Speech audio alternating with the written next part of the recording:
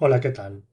En este vídeo, que hace parte de la sección Estudios Espíritas y también de la sección La inmortalidad del alma, vamos a continuar con el tema que empecé en el vídeo anterior al respecto de la percepción extrasensorial y en concreto de las investigaciones de Rhine.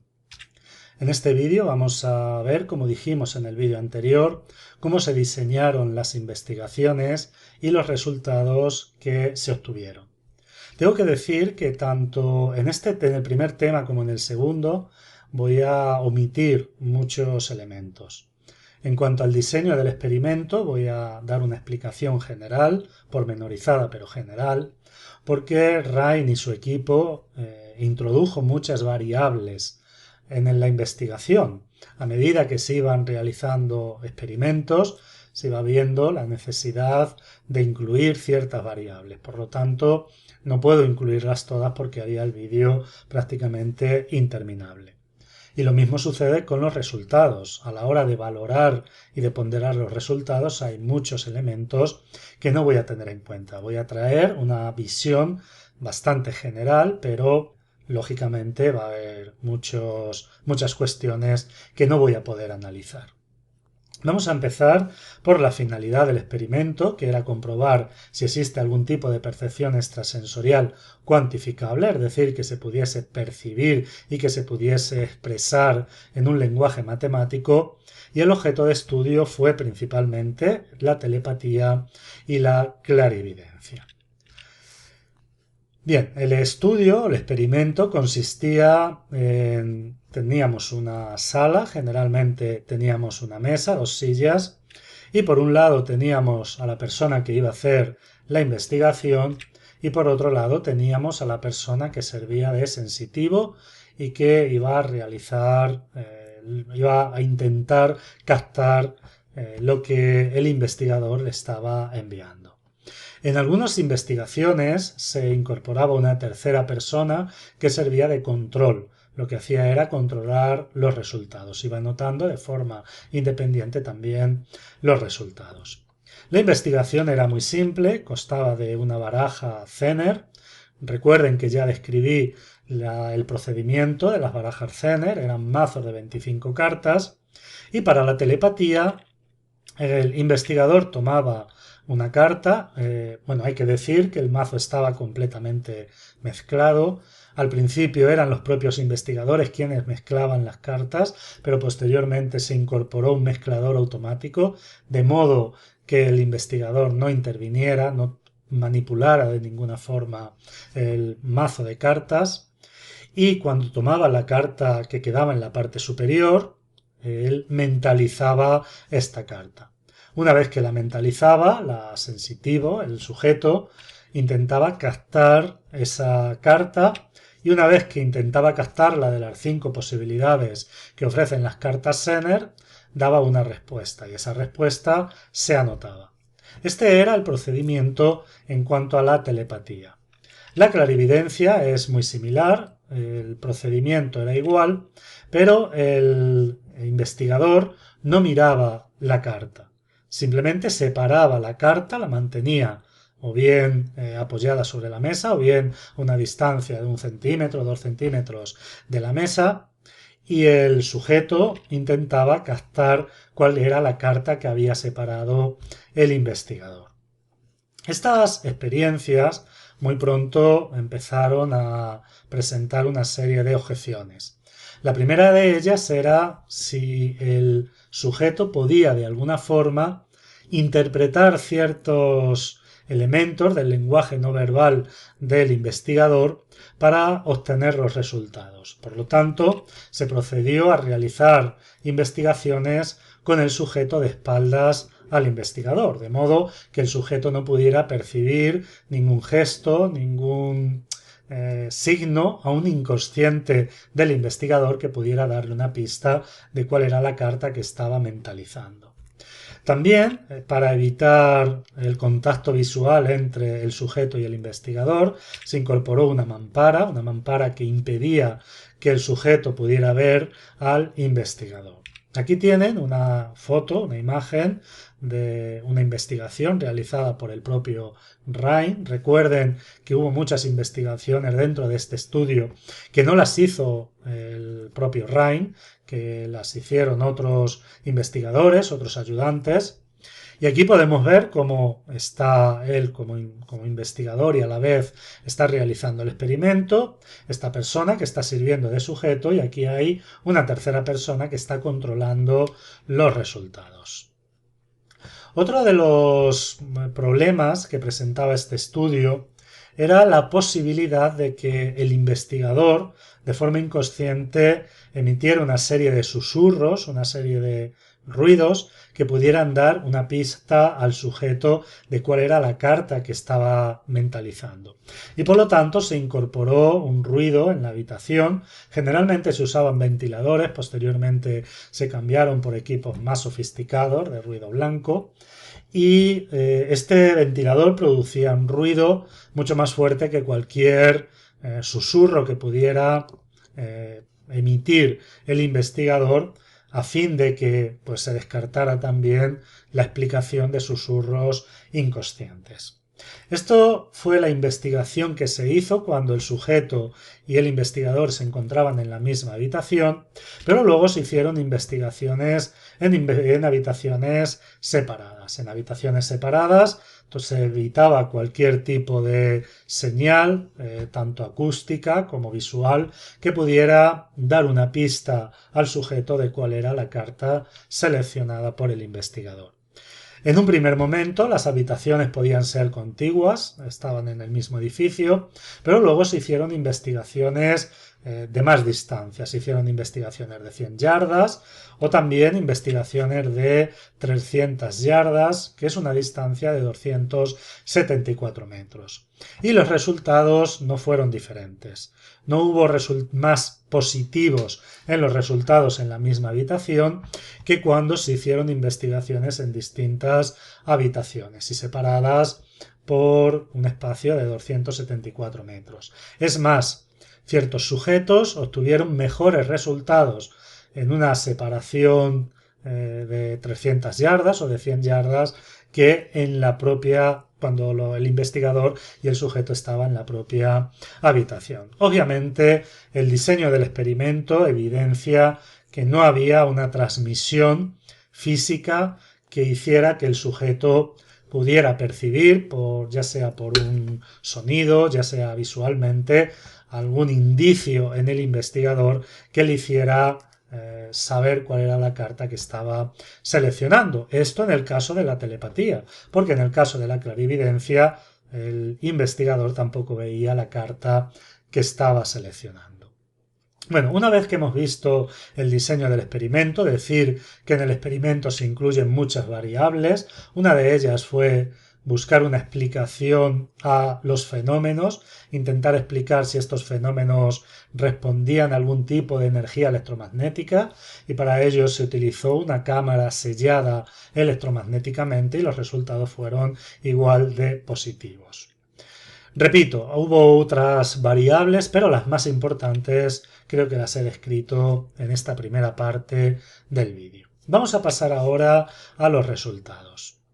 En relación a los resultados, voy a dar en primer lugar los resultados generales y luego alguna serie de características que desde mi punto de vista son muy significativas y dan una mayor importancia a esta investigación.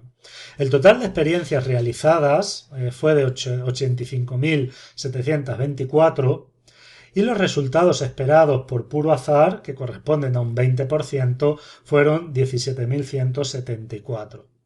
Sin embargo, se obtuvieron un total de resultados positivos de 24.361, lo que equivale a un 28,4%, habiendo una desviación positiva de 7.216 aciertos por encima de lo que el azar determina, lo que equivale a un 8,4% por encima del azar.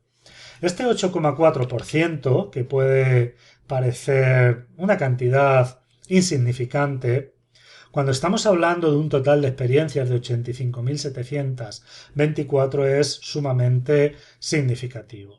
en los cálculos que hace Rhine, en las matemáticas que presenta Rhine en su libro Percepción extrasensorial, este desvío positivo equivale a una probabilidad entre 100 millones de tentativas. Es decir, estos resultados corresponden a una probabilidad entre 100 millones, lo que de alguna forma da un carácter bastante afirmativo en cuanto a la realidad de la percepción extrasensorial. Este total de experiencias que he puesto, 85.724, no son las experiencias totales. En este primer estudio se hizo un total de 91.174 experiencias y la diferencia es que se hicieron investigaciones teniendo en cuenta que se le pedía al sujeto que no acertara. Y obviamente estos cálculos que se hacen para las experiencias donde se le pedía al sujeto que acertara no pueden ser los mismos que los hechos cuando se le pedía al sujeto que no acertara. Pero los resultados obtenidos cuando se le pedía al sujeto que no acertara estaban también por encima del azar, más o menos en la misma desviación que estos otros. Por lo tanto, se puede concluir que de los 91.174 experiencias hubo una desviación positiva del 8,4-8,5 por encima del azar, lo que equivale, ya digo, a una probabilidad entre 100 millones. Esto, por sí solo ya, es una fuerte evidencia a favor de la percepción extrasensorial. Cuando hoy en ciertos canales de divulgación científica, canales o páginas de divulgación científica, se ocupan de los fenómenos paranormales, se ocupan por ejemplo de la telepatía o de la clarividencia, dicen que no hay pruebas que las confirmen. Y yo no sé si es que repiten lo que oficialmente se viene diciendo o es que si han estudiado o si han investigado la obra de Rhine no han comprendido los resultados, porque la obra de Rhine es claramente contundente en cuanto a la realidad de la percepción extrasensorial. Pero dentro de estos resultados hay algunos que no son y no entran dentro de los resultados generales, pero que son datos a tener en cuenta y que de alguna forma apuntan con más claridad todavía a la percepción extrasensorial. Aquí presento un estudio realizado por el sensitivo Stuart, que fue uno de los mejores sensitivos que tuvo Rhine, y este estudio tiene un total de 5.200 experiencias, 2.600 pidiéndole que fallara y otras 2.600 pidiéndole que acertara. Pues bien, aquí se presenta algo que es sumamente muy significativo y es enormes diferencias en la intencionalidad de acierto. Este gráfico no está en el libro Percepción extrasensorial, en el libro está la tabla de donde posteriormente he sacado el gráfico. La tabla es la tabla 17A y se tiene en cuenta las series de 25 que se realizaban. Por lo tanto, lo que estamos indicando aquí es un promedio de estas series de 25. El valor que determina el azar sería, como ya vimos en el vídeo anterior, 5. Pues bien, cuando el sujeto intentaba fallar, fíjense que todos los resultados estaban por debajo del promedio, mientras que cuando intentaba acertar, los resultados se encontraban por encima del promedio, excepto esta serie, que fue una serie solamente de 100 intentos. Las tres primeras fueron de 400, esta fue de 100 intentos y esta fue de 1300. Esta serie que fue de 100 intentos estuvo sí por debajo del azar, pero el resto, que son mucho más significativas, estuvieron todas por encima del azar. Y esto es muy significativo, porque ya no se trata de resultados globales, que de alguna forma podríamos decir, bueno, es que el azar no siempre es exacto. No, aquí se trata de que cuando el sujeto intentaba fallar, los resultados descendían de la probabilidad que teníamos al azar, y cuando el sujeto intentaba acertar, los resultados estaban por encima. Y esto, incluyendo intencionalidad en la investigación, es claramente una confirmación y una evidencia que apunta más todavía a la percepción extrasensorial. Otro de los datos que hay que tener en cuenta en cuanto a los resultados era la diferencia entre sujetos. Por ejemplo, con los primeros sujetos que se investigó, que se hicieron un total de 18.100 experiencias, se tuvo simplemente un 3,2% por encima del azar. Así como, por ejemplo, con este sujeto y con Stuart se obtuvieron resultados que, aunque estaban significativamente por encima del azar, pero no eran muy significativos. Sin embargo, con Peirce, que fue uno de los grandes sujetos que utilizó o que usó en sus investigaciones Rhine, se obtuvo un total de 11,8% por encima del azar.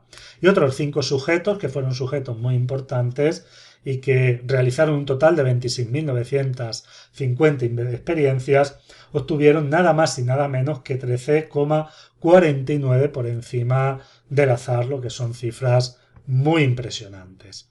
Esta diferencia de sujetos también apunta a que la percepción extrasensorial es algo más que resultado del puro azar y que, dependiendo de la capacidad del sujeto, tiene unos resultados u otros resultados. Y esto es, por lo tanto, también muy significativo.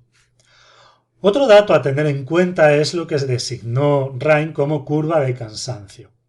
Cuando se realizaban muchas series, por ejemplo, en una sola investigación se hacían 12 series seguidas, se observaba que el sujeto generalmente, y esto se repitió en muchos sujetos, empezaba con valores por encima del azar, pero relativamente bajos, pero bueno, no tan altos como los máximos a los que llegaban. Luego mantenían una cresta de resultados muy altos y por último había un declino. Es decir, los resultados estaban muy por debajo de los resultados que habitualmente obtenían. Y esto confirmaba nuevamente que aquí el azar no intervenía, que aquí intervenía el estado en el que el sujeto se encontraba. A medida que las investigaciones se repetían, se iba cansando y por lo tanto se empezaba a notar una curva que iba declinando en cuanto al número de aciertos. Otro elemento que es también sumamente significativo es lo que Rhine identificó como curva ENU. Y se daba cuando el sujeto sabía el número de experiencias que iba a realizar. Vamos a suponer que un sujeto iba a realizar 10 series. Y este sujeto sabía que iba a realizar en esa investigación 10 series consecutivas. En este caso, generalmente empezaba con valores altos, había un declino y luego había una recuperación cuando se estaba llegando al final de la investigación. Es de alguna forma como si el sujeto empezara muy bien, empezara en valores normales, luego había un declino, había un periodo de cansancio y cuando el sujeto sabía que ya quedaba poco para terminar la investigación, también volvía nuevamente a obtener resultados más positivos. Todas estas curvas sumamente significativas demuestran que en la percepción extrasensorial no interviene el azar, sino que intervienen factores subjetivos del propio sujeto. Si el sujeto está cansado, si hay una expectativa, todo esto interviene en los resultados en relación a la percepción extrasensorial. Es más, en una ocasión, en uno de estos sujetos, Peirce, obtuvo 25 de 25 posibilidades, es decir, acertó de una sola vez las 25 cartas, algo que estadísticamente es pues prácticamente imposible. Vemos, por lo tanto, que la telepatía y la clarividencia, que son los dos objetos de estudio de estos resultados que hemos presentado en esta investigación, presentan fuertes evidencias de realidad. Y como dije anteriormente, es absolutamente incomprensible que todavía a día de hoy en los medios de divulgación científica se siga diciendo que eso pues no está demostrado, que no hay nada que lo demuestre, cuando estoy casi convencido, la mayoría de estos divulgadores no conoce el trabajo de Rhine.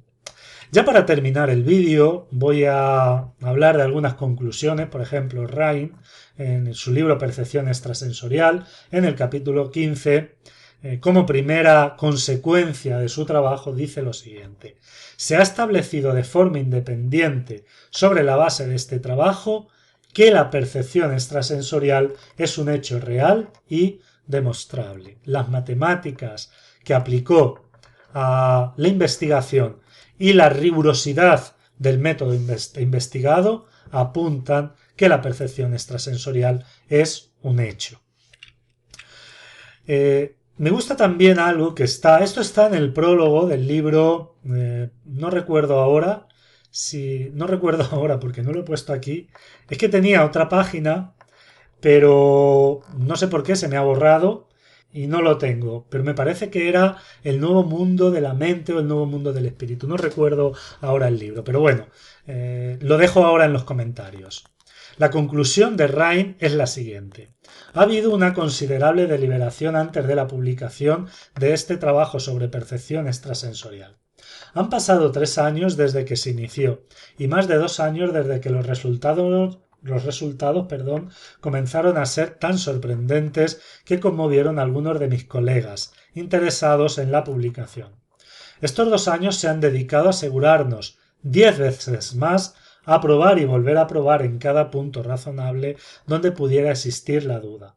Ahora que nos estamos acercando rápidamente a la marca de 100.000 ensayos o pruebas individuales, sin duda lo superaremos antes de que esto salga de la prensa, parece completamente seguro publicar estos experimentos. Vemos que Rhine no hizo una investigación a la aventura, ¿no? Que sabía muy bien lo que estaba investigando y que solo publica cuando está seguro que esos resultados son realmente objetivos.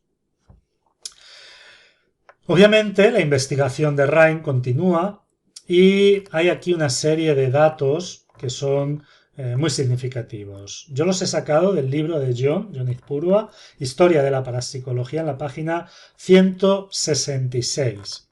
Él está haciendo una cita, y me pasa igual, incluí, pero no sé por qué se me ha borrado, el parapsicólogo al que cita, no recuerdo ahora el nombre, pero este parapsicólogo, haciendo un balance total de la investigación de Rhine, dice lo siguiente: se efectuaron 2.966.348 ensayos de telepatía.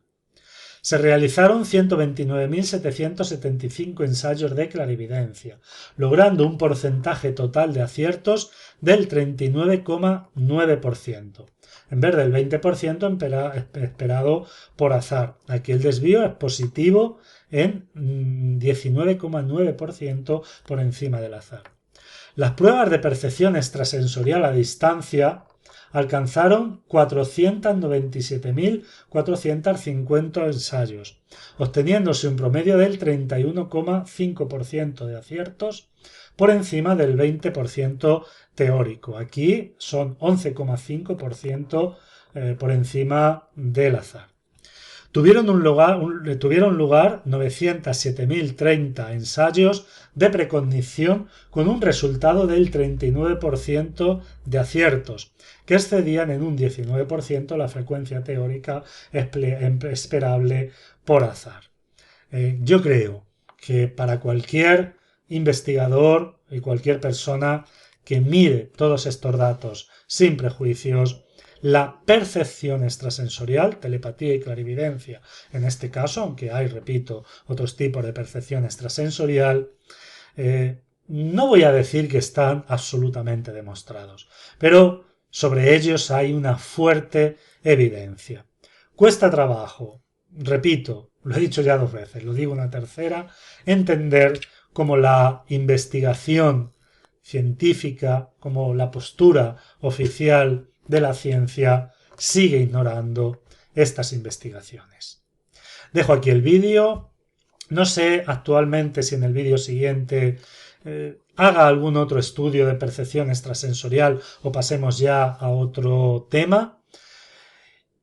Creo que los datos, por lo menos para mí, son bastante contundentes, pero obviamente dejo a cada uno de ustedes sacar sus propias conclusiones.